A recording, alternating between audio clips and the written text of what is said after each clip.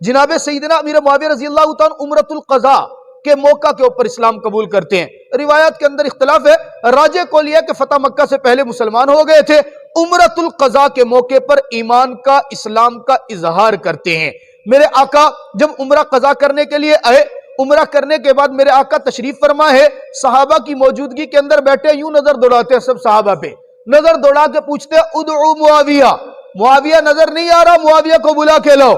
جناب سیدنا امیر معاویہ رضی اللہ تعالیٰ عنہ کو بتایا گیا پیغمبر آپ کو بلا رہے ہیں، تشریف لاتے، جی یا رسول اللہ۔ کہا معاویہ کیا کر رہے ہو؟ آقا آپ کے حکم کا انتظار کر رہا ہوں۔ حکم فرمائے کرنا کیا ہے؟ کہا میں نے عمرہ کر لیا، میرے بالوں کی حجامت کرو، میرے بال بناؤ، میرے جو زلفیں ہیں وہ درست فرماؤ، میرے ہاتھوں کے ناخن تراشو، میرے پاؤں کے ناخن تراشو۔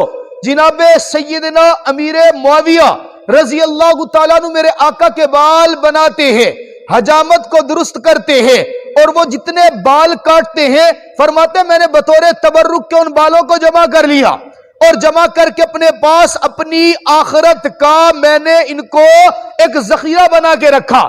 آقا کے میں نے ناخن تراشے، ناخن تراشنے کے بعد میں نے ان ناخنوں کو بھی اکٹھا کیا، ڈالا نہیں کسی جگہ پر، ان کو محفوظ کیا اور سینے سے لگایا، اس لیے کہ کل جب میں دنیا سے رخصت ہو جاؤں مجھے منو وزن مٹی تلے دفنایا جائے، اس وقت میں وصیت کروں گا کہ میرے سینے کے اوپر میرے پیغمبر کے بال اور ناخن رکھ دینا، یہ میری بخشش کا سامان۔